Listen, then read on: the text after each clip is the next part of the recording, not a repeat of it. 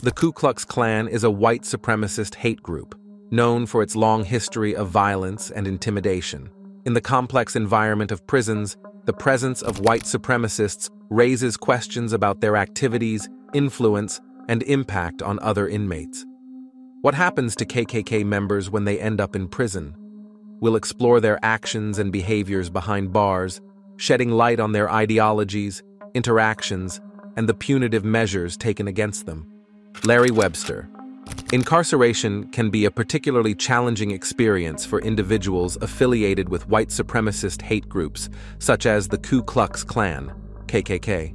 While prison environments are inherently harsh and often dangerous, the dangers these individuals face are amplified due to their extremist beliefs and affiliation with a hate group.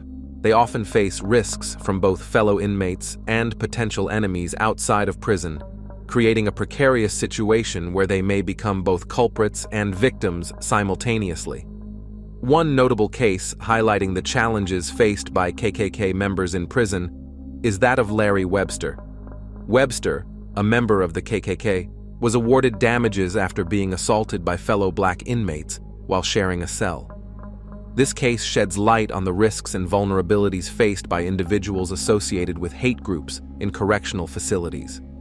The safety of KKK members in prison is a significant concern, as their association with a hate group makes them targets for violence from both fellow inmates and external enemies seeking retribution. On one hand, they may be targeted by other prisoners who see them as symbols of hate and oppression. On the other hand, enemies of the KKK may view incarcerated members as vulnerable and seek to harm them as a form of revenge. In Larry Webster's case, the decision to place him with black inmates proved disastrous. The overcrowded cell and financial constraints prevented prison management from isolating him, exposing him to grave danger. Court records detailed how Webster suffered a kick to the face and an elbow injury, necessitating treatment at a hospital emergency room.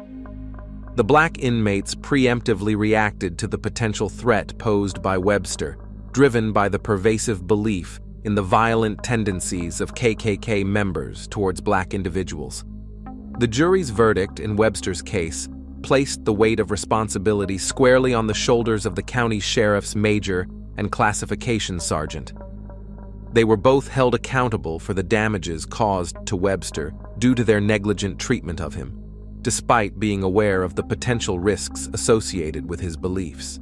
Throughout the 4-day civil trial, Webster displayed commendable legal skills as he cooperated and represented himself.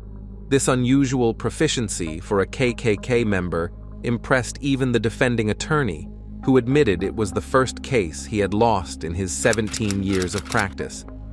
Overall, the case of Larry Webster highlights the challenges and risks faced by individuals associated with hate groups in prison. It underscores the importance of ensuring the safety and protection of all inmates, regardless of their beliefs or affiliations, within correctional facilities. Thomas Jordan Driver. In prisons, some guards are affiliated with the KKK. What happens to them, and what do they do? In Florida, 2 state prison guards and a former co-worker, all identified as KKK members, were charged with conspiracy to murder.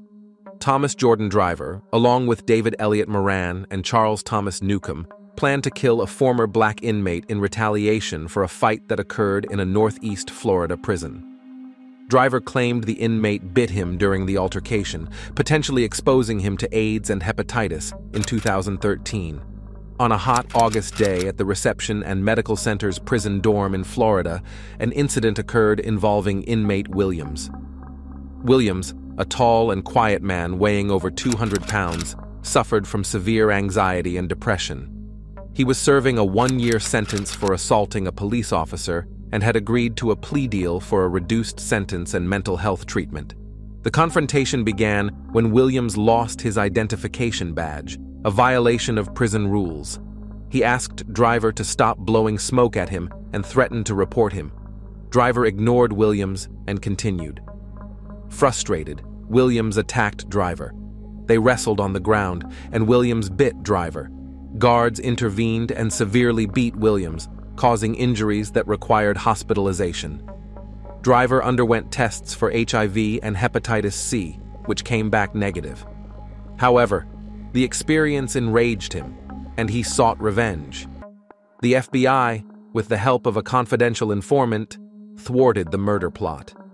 The suspects discussed various methods, including using syringes with insulin to incapacitate the target and carrying a 9mm handgun. They also considered staging a photograph to make it look like the victim had been brutally killed. Surveillance operations captured incriminating conversations.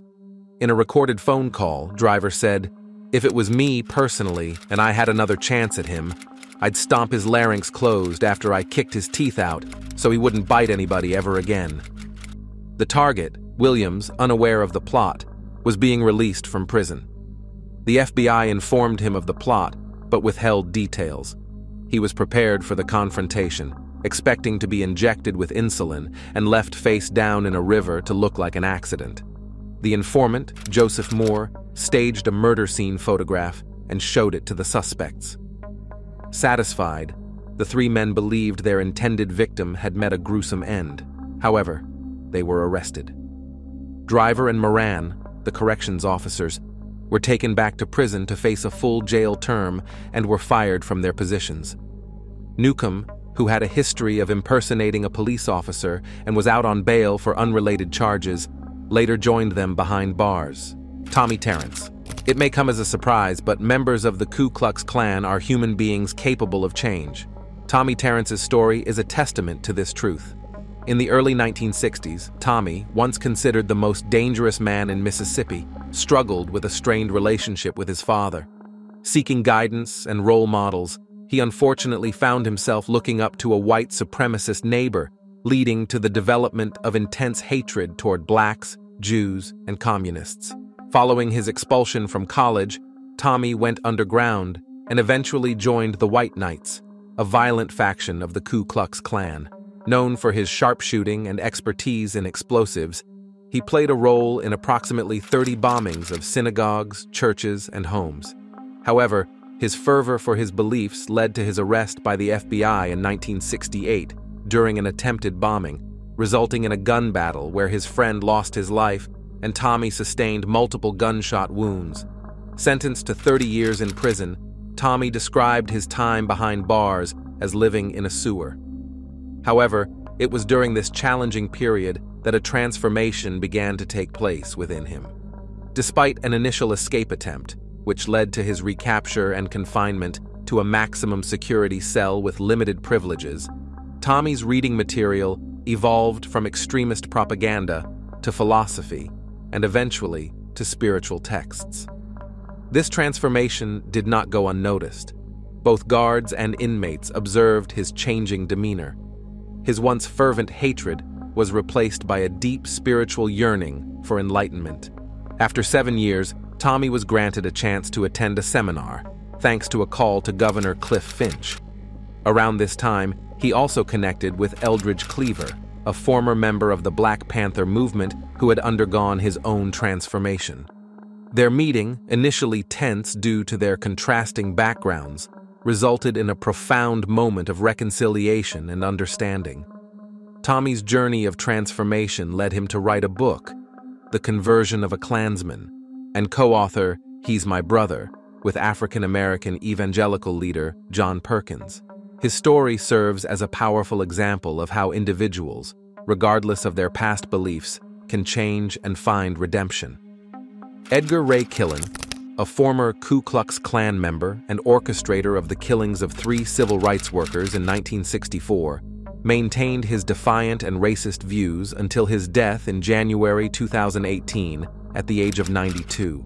Killen's prison record, obtained through a public records request by the Southern Poverty Law Center, revealed numerous disciplinary write-ups during his time in the Mississippi State Penitentiary.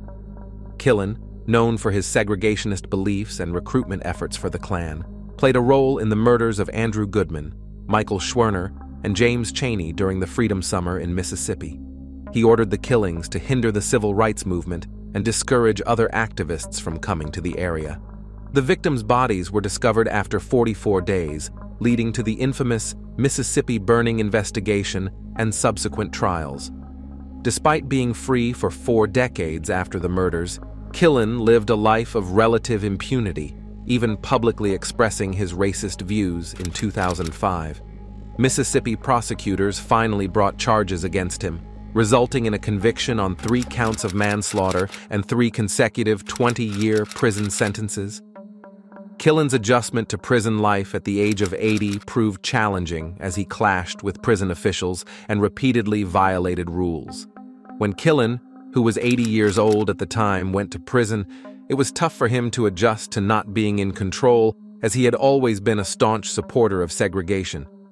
Being surrounded by mostly black inmates, about 72%, added to his stress at the Central Mississippi Correctional Facility in Pearl and later at the Mississippi State Penitentiary in Parchman. Killen had frequent conflicts with prison officials right from the beginning. One incident occurred when Killen got into a heated argument with a corrections officer at the Central Mississippi facility. He insulted her with offensive language and refused to sign a report about the incident, stating he wouldn't speak without his lawyer present. This refusal to cooperate with disciplinary reports happened multiple times during his time in prison. Killen faced consequences for his behavior as well. He lost access to the inmate canteen for 30 days as punishment for hiding tobacco products in the cushion of his wheelchair, which he used to move around the prison. This was one of at least 3 times he received such a punishment for breaking the rules or defying authorities. He struggled to adapt to a loss of control and a diverse prison environment. Then, he began shouting at Corrections Officer Brenda Johnson while at the penitentiary, costing him 15 days of telephone privileges. Correction Officer Johnson also noted a constant problem with Killen when he refused to put on a state-issued shirt before going to the inmate dining area, resulting in another 15 days of phone privileges being revoked. By April 2013, Killen had lost all privileges, use of the canteen, phone, and any visitation for 15 days for another confrontation with Johnson, during which he yelled abusive words at her. He didn't mind, didn't care, and wasn't going to stop. It seemed the correctional officer was changed, because in another confrontation with a different officer, Killen told the corrections officer he was going to beat her and repeatedly used offensive language toward her, resulting in another 30-day loss of all privileges.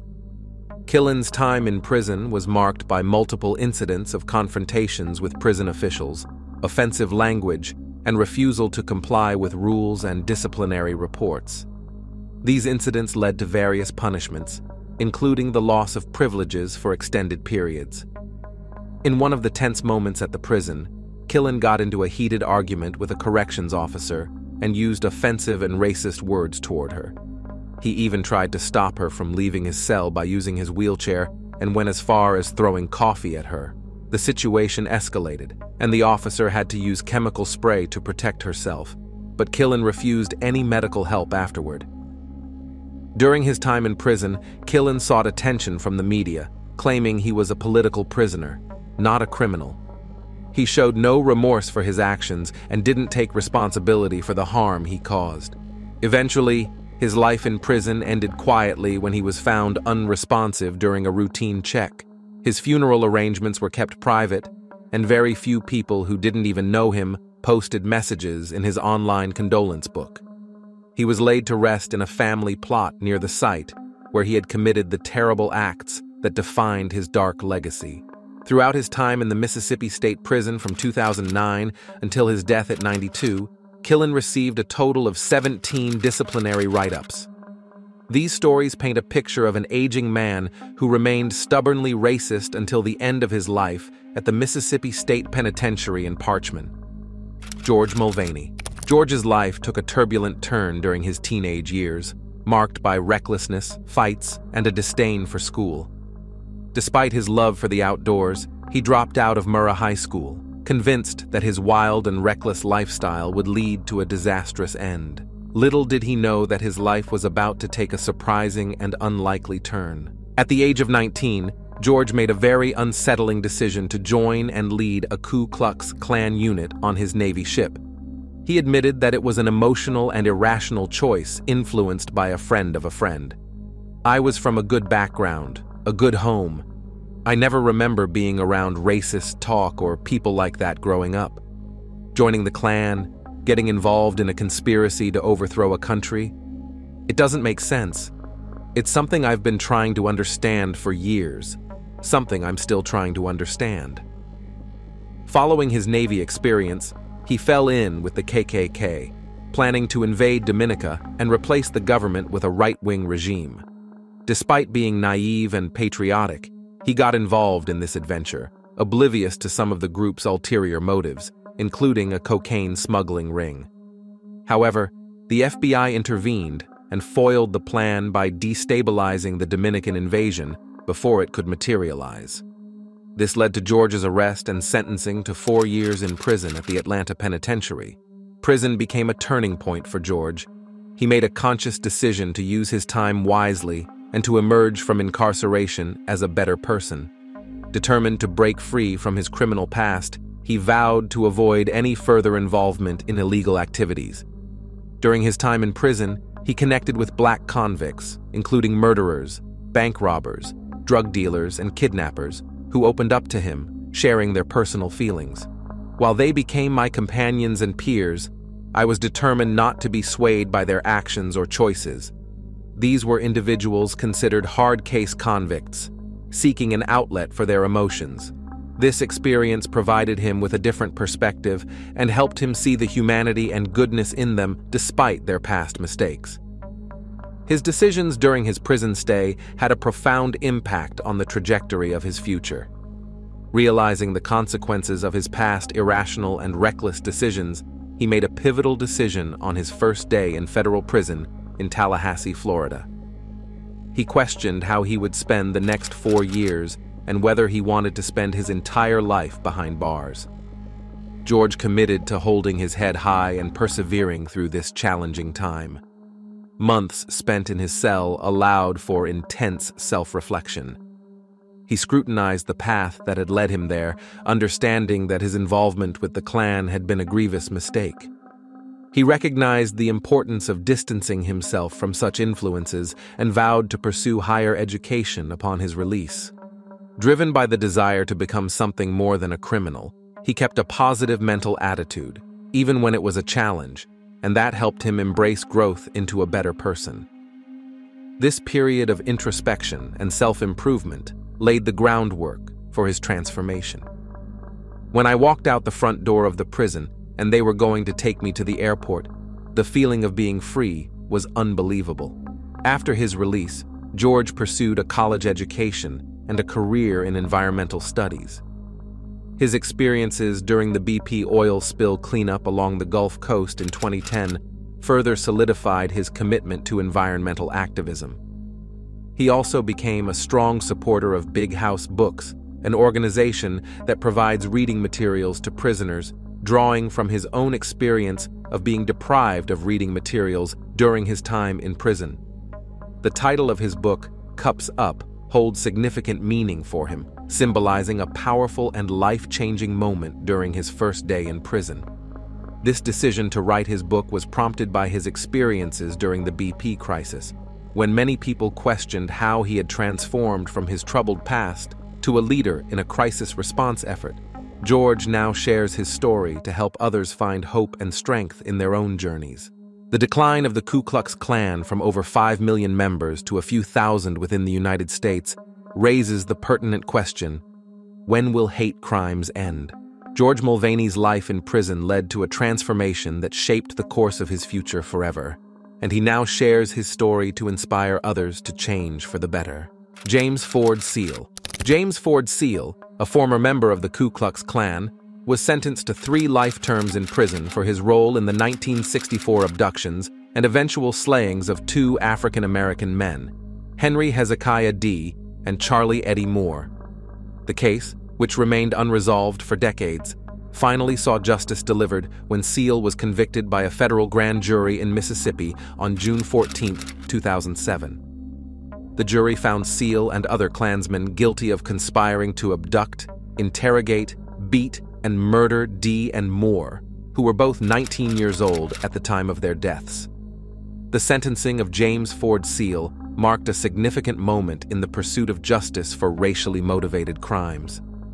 Attorney General Alberto R. Gonzales expressed the importance of the sentencing, stating, "Though we can never replace loved ones or erase the terrible pain caused by crimes like this one, the deliverance of justice can offer comfort." Today's sentencing of James Ford Seale brings long-awaited resolution to the families of Henry D. and Charlie Moore. Won J. Kim, Assistant Attorney General for the Civil Rights Division, echoed these sentiments, emphasizing that Seale's sentence would send a message that the Justice Department would relentlessly pursue criminals responsible for such heinous acts. On May 2, 1964, Seale and his accomplices abducted the two young men and drove them into the Homachito National Forest in Franklin County, Mississippi. There, the Klansmen subjected D and Moore to brutal beatings, interrogations at gunpoint, and eventually bound them with duct tape. The victims were then driven to Parker's Landing in Warren County, Mississippi, where they were secured to heavy objects and thrown into the old Mississippi River, resulting in their deaths by drowning. The case against Seale was built on years of investigative work by the Federal Bureau of Investigation, FBI, the U.S. Attorney's Office, and the Civil Rights Division of the U.S. Department of Justice. The conviction was a testament to the perseverance of law enforcement agencies and prosecutors who were committed to bringing Seale to justice, despite the many years that had passed since the crimes were committed. U.S. Attorney Dunn Lampton praised the conviction as a sign of progress in Mississippi, stating, "It's easy to say that Mississippi has changed, but it's another thing to actually put that statement to the test. I think this conviction shows that Mississippi no longer tolerates those kinds of past wrongs without redress." Lampton also expressed his appreciation for the efforts of local, state, and federal agencies whose hard work led to Seale's conviction. James Ford Seale's sentencing was a somber reminder of the dark legacy of racial violence in the United States. It served as a beacon of hope for the families of Henry D. and Charlie Moore, who had waited decades for justice. If you found this video interesting, don't forget to check out the links on the screen for more related content. Thanks for watching, and see you in the next video.